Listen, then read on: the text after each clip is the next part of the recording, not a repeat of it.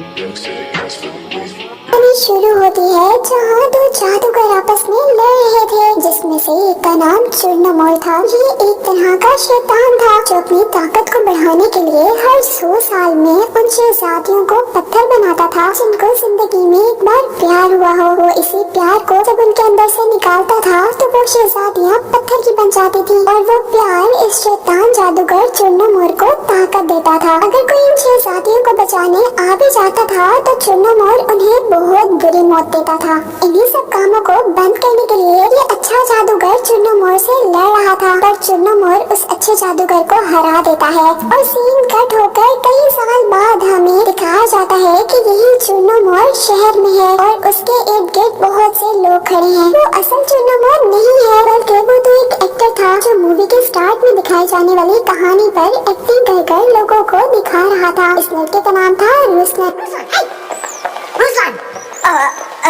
और यही इस शहर में हम दूर एक शहजादी को देखते हैं जिसके डैड यानी बादशाह उसे शादी करने को कह रहे थे। उसकी मॉम भी इस दुनिया में नहीं थी, पर वो शादी के लिए राजी नहीं थी।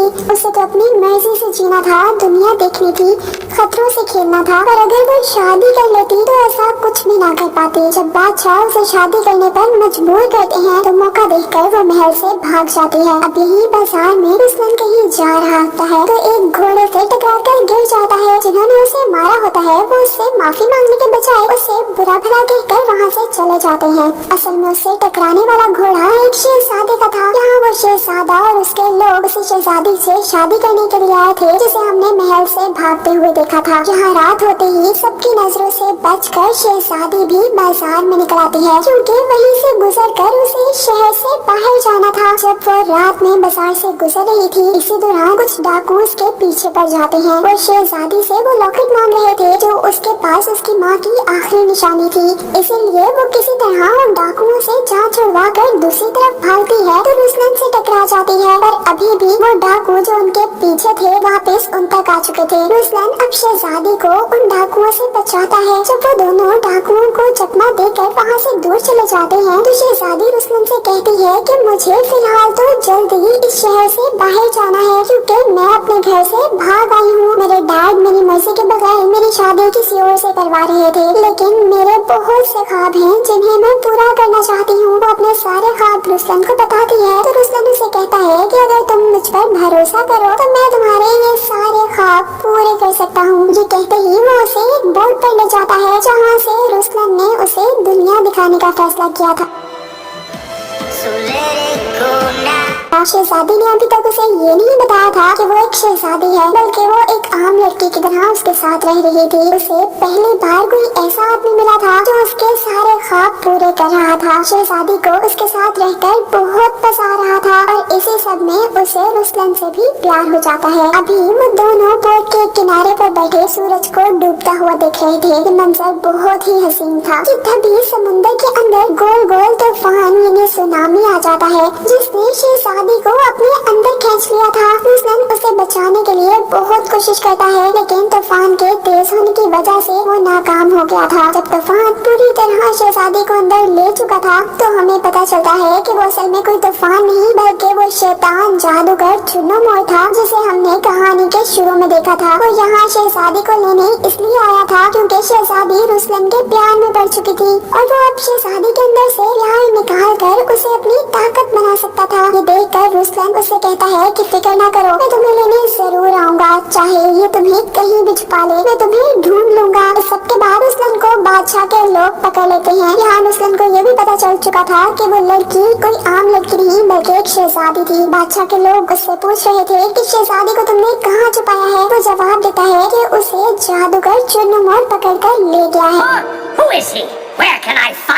बादशाह को उसकी बात मजाक लग रही थी और गुस्से में वो उसे कैद करवा देते हैं। जहाँ इस वक्त वो सोच में पड़ गया था कि वो शहजादी को कैसे ढूंढेगा, जबकि बादशाह ने ये ऐलान कर दिया था कि जो कोई भी शहजादी को ढूंढ लाएगा मैं उसके साथ ही अपनी बेटी यानी शहजादी की शादी करवा दूंगा। सभी लोग शहजादी को ढूंढने निकल जाते हैं, जबकि दूसरी तरफ रुस्लन अपने साथी की मदद से जेल से निकलने में कामयाब भी हो जाता है। वो जल्दी से अपने एक और दोस्त के पास जाता है। ये दोस्त उसके साथ ड्रामों में काम किया करता था। रुस्लन उसे कहता है कि जो ड्रामा हम इस बार कर रहे हैं वो कहानी तुमने कहाँ सच है और मैंने अपनी आंखों से वो सब देखा है। जिस पर वो कहता है कि ये कहानी तो मैंने उसी किताब से ली थी जो हमने दरख्त वाली लाइब्रेरी से चुराई थी। यहाँ रुस्लन को शहजादी को ढूंढने का एक आसरा मिला था। वो जल्दी से अपने दोस्त को लेकर उस लाइब्रेरी तक पहुँचता है जहाँ उसे एक बिल्ली मिलती है। ये बिल्ली उस लाइब्रेरी की हिफाजत करती थी। उन दोनों के बिल्ली को ये बताने पर कि उन्होंने यहाँ से एक किताब चुराई थी, बिल्ली को बहुत ज्यादा गुस्सा आ जाता है और वो एकदम से बड़ी हो जाती है, जिससे हम जान जाते हैं कि वो बिल्ली कोई आम बिल्ली नहीं बल्कि एक जादुई बिल्ली है। जिसके बड़े होने पर वो दोनों डर गए थे। रुस्लन बिल्ली का गुस्सा कुछ कम करवाता है, जिसके बाद वो अपनी मुश्किलों से बता रहा था कि किस तरह किसी ने शहजादी को कैद कर लिया और अब वो उसे ढूंढना चाहता है। इस बात का बिल्ली जवाब देती है कि उस जादूगर का तो काम ही यही है। वो हर 100 साल के अंदर अपनी ताकत बढ़ाने के लिए ऐसे ही एक शहजादी को पत्थर बना देता है जिसे किसी से प्यार हुआ हो। यानी बिल्ली रुस्लन को जादूगर के बारे में वही कहानी सुना रही थी जो हमने कहानी के शुरू में सुनी थी। बिल्ली उसे कहती है कि तुम्हें शहजादी को बचाने के लिए जादू नगरी जाना पड़ेगा। वहीं पर वो शहजादियों को कैद करता है। वो उसे ये भी बता रही थी कि जादूगर की ताकत उसकी दाढ़ी में है, अगर उसे काट दिया जाए तो सब ठीक हो जाएगा। उसने रुस्लन को एक मटर भी दिया था, पर किस काम के लिए रुस्लन ये नहीं जानता था। वो अब जादू नगरी में कदम रख चुका था, जबकि दूसरी तरफ जादूगर के महल के अंदर शहजादी को जब हो जाता है तो वो जादूगर को देखकर गुस्से में आ जाती है। वो वहाँ बड़ी सारी तरह की चीजों से जादूगर को मारना शुरू कर देती है और गुस्से से चिल्लाती है कि तुमने भी मुझे शादी करने के लिए पकड़ा है ना। जिस बात पर जादूगर जब उसे अपना मकसद बताता है तो शहजादी को और भी ज्यादा गुस्सा आ चुका था। वो बताता है कि मैं तुम्हारे अंदर से प्यार लेकर तुम्हें एक पत्थर बना दूंगा। और ये सुनते ही वो दोबारा उन्हीं चीजों से उस पर हमला करने लगती है और इस हमले को रोकने के लिए जादूगर उसके ऊपर अपनी टोपी फेंक देता है। क्योंकि वो जादुई टोपी थी इसलिए शहजादी वहाँ से गायब हो गई थी। चालाक शहजादी मौके का फायदा उठाती है और जादूगर के सामने ही नहीं आती और उसे कहती है कि जब तक रुस्लन नहीं आएगा मैं तुम्हें नहीं मिलूंगी। और तब जादूगर अपने जादुई केक्स को उसे ढूंढने का कहता है, जबकि उसी वक्त उसके जादुई शीशे ने उसे ये भी बताया था कि रुस्लन जादुई नगरी में आ गया है। वो ये देखकर मुंह भांजता है क्योंकि अब जो रुस्लन का उसने हाल करना था उसे वो सोच कर ही बहुत मजा आ रहा था। जहाँ इंसानी दुनिया में वो शहजादा जो शहजादी से शादी करना चाहता था वो भी उसी लाइब्रेरी में आ गया था जहाँ से जादू नगरी का रास्ता खुलता था।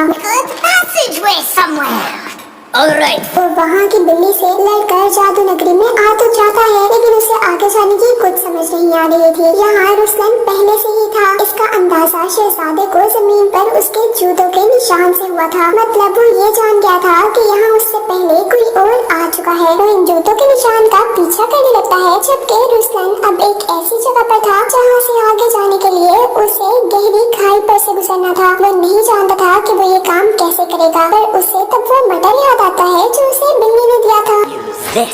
Thank you.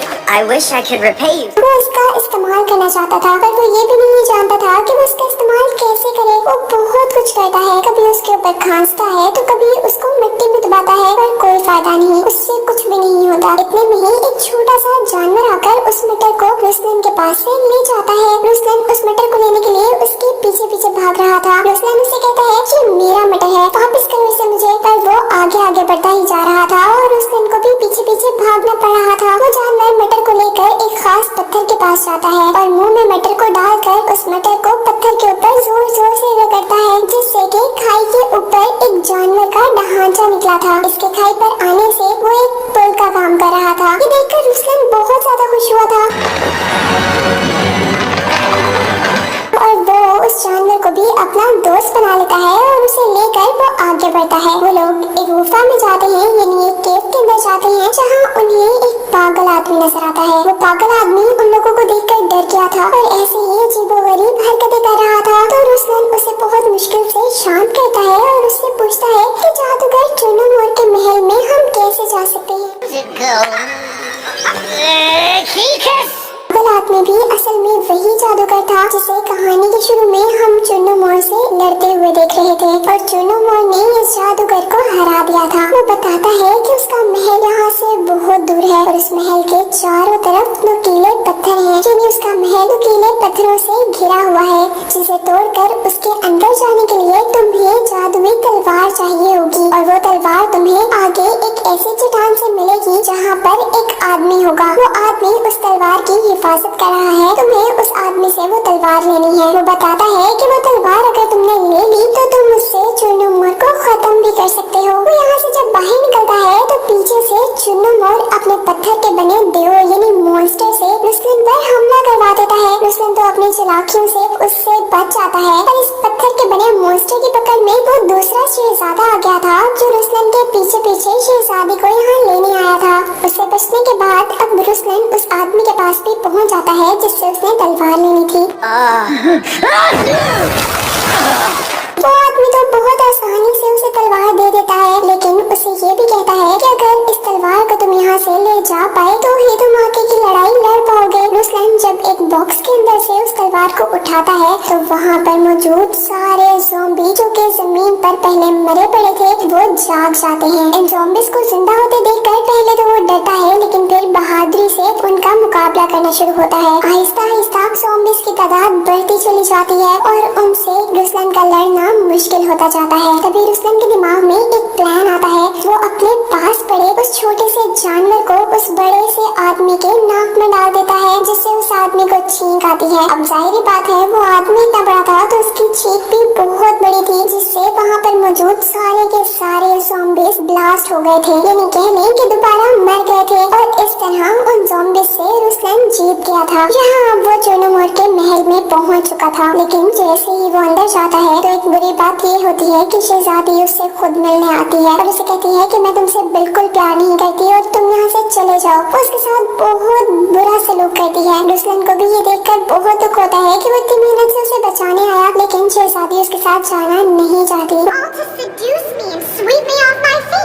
तो जैसे ही यहाँ से बाहर जाने वाला था तो हमें पता चल रहा था कि वो असल में शहजादी नहीं बल्कि जादूगर था, जो कि शहजादी के भेष में उसे पागल बनाने के लिए आया था। और यही रुस्लन के बर्ड ने उस महल के अंदर उड़ते उड़ते असल शहजादी को देख लिया था। वो आकर ये बात जैसे ही रुस्लन को बताता है तो रुस्लन को जादूगर के इस झूठ से बहुत ज्यादा गुस्सा आता है। वो वापस जादूगर के महल के अंदर जाता है, लेकिन यहाँ अब चुन्नू मोर के महल के अंदर जाने के लिए उसे सबसे पहले चुन्नू मोर के मॉन्स्टर से लड़ना था, जिसे हम पहले भी देख चुके थे। ये वही पत्थर वाला मॉन्स्टर था। रुस्लन के गुस्से की इंतहा नहीं थी और उसने इस गुस्से में उस पत्थर वाले मॉन्स्टर को भी एक ही झटके में मार गिराया था और पहुंचा था अब शहजादी के पास, जो कि पहले गायब हुई भी थी। और अब रुस्लन के आने की वजह से वो सबको दिखने लगी थी, लेकिन इसका फायदा जादूगर ने उठाया था और उसे शहजादी से अपनी गायब होने वाली टोपी भी ले ली थी और शहजादी को पकड़ भी लिया था। यहाँ इससे पहले कि वो शहजादी के प्यार को उसके अंदर से निकालता, रुस्लन जादूगर से लड़ने लग जाता है। जब जादूगर को लगता है कि रुस्लन तो अपनी तलवार से उसे हराने वाला है तो अपने आप को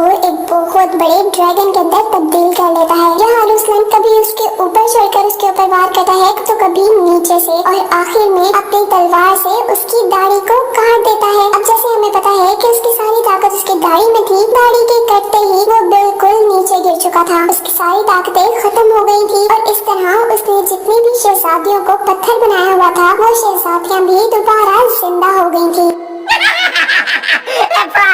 इस सबसे निपटने के बाद जैसे ही रुस्लन शहजादी की तरफ जाता है तो वो देखता है कि उसके अंदर से प्यार उसका निकलने लगा था। चेरी शहजादी भी अब पत्थर में बदलने वाली थी। रुस्लन शहजादी को बचाने के लिए अपनी जान की परवाह भी नहीं करता और उस जादू के अंदर चला जाता है और शहजादी को बचाकर वहाँ से बाहर ले आता है, पर बाहर लाते ही वो खुद मर चुका था। यहाँ शहजादी और बाकी लोग जो कि रुस्लन के मरने पर बहुत दुखी थे, शहजादा उनसे बदतमीजी करने लगता है और इस बात पर शहजादी को भी बहुत गुस्सा आता है। वो उठकर उस शहजादे की खुद पिटाई करती है और इसी तरह वो सब लोग मिलकर बाकी गुंडों को भी मार गिराते हैं। और तभी यहाँ पर एंट्री होती है अब दोबारा उस अच्छे जादूगर की, जिसे हमने फिल्म के स्टार्ट में देखा था, चुन्नू मोर से लड़ते हुए, और दोबारा देखा था उसे यहाँ जादू नगरी के केव में कैद हुए थे। उसे पागल भी असल में चुन्नू मोर ने बनाया था और जैसे ही चुन्नू मोर मरा था और शहजादियाँ ठीक हुई थी, उसी तरह वो जादूगर भी ठीक हो गया था। वो आकर रुस्लन पर अपना जादू करता है, जिससे रुस्लन अब जिंदा हो गया था। जिंदा होते ही वो प्रिंसेस को अपने से शादी करने के लिए मना लेता है और इस तरह ये कहानी यहाँ पर खत्म हो जाती है।